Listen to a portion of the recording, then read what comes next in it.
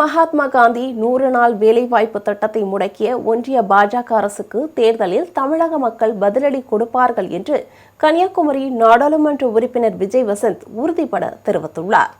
100 நாள் வேலைவாய்ப்பு திட்டத்தை முடக்கும் ஒன்றிய அரசுக்கு கண்டனம் தெரிவித்து கிள்ளியூர் சட்டப்பேரவை தொகுதிக்குட்பட்ட பகுதிகளில் காங்கிரஸ் சட்டப்பேரவை குழு தலைவர் ராஜேஷ்குமார் தலைமையில் பாத யாத்திரை நிகழ்ச்சி நடைபெற்று வருகிறது.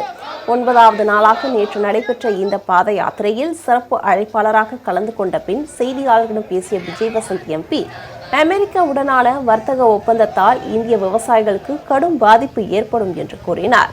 வெளியுறவுத்துறைக்கு தெரியாமல் இந்த ஒப்பந்தம் நடைபெற்றுள்ளதாகவும் அவர் விமர்சித்துள்ளார்.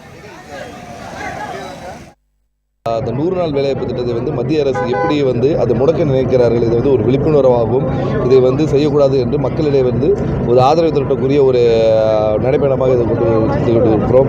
மக்களிடம் மிகப்பெரிய ஒரு எழுச்சியாக இருக்குது. மக்கள் இப்போதான் உணர்றாங்க, அதாவது இதோடைய முக்கியத்துவம் என்னன்றது தெரியுது. ஏன்னா இவ்வளோ நாளாக செயல்பட்டு கொண்டு இருந்தால் அது கொஞ்சம் கொஞ்சமாக முடக்க ட்ரை பண்ணாங்க. முதல் சம்பளத்தை கொடுக்காமல் இருந்தாங்க, வேலையை குறைச்சாங்க. இப்போ திட்டத்தையே மாற்றி அதை செயல்முறைப்படுத்தாத அளவுக்கு கொண்டு போகணும்னு பார்க்குறாங்க. இதை தான் கண்டித்து மக்களிடம் இதை எடுத்துக்கொண்டு வரோம். இதுக்கு மக்கள் தக்க பதில் தேர்தலில் காட்டுவாங்க.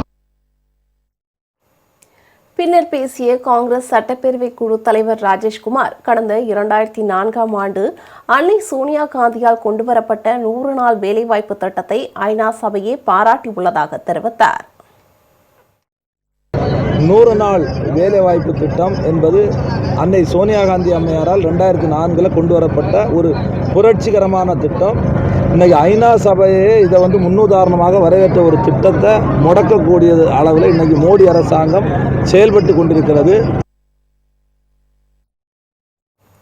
இந்த பாத யாத்திரையில் மாநில இளைஞர் காங்கிரஸ் தலைவர் சூரிய பிரகாஷ், இளைஞர் காங்கிரஸ் அகில இந்திய பொதுச் செயலாளர் முகமது ஷாயித், மாநில பொதுச் செயலாளர் ஜார்ஜ் ராபின்சன், மகிழா காங்கிரஸ் மாவட்ட தலைவி லைலா ரவிசங்கர் உள்பட ஏராளமானோர் பங்கேற்றனர்.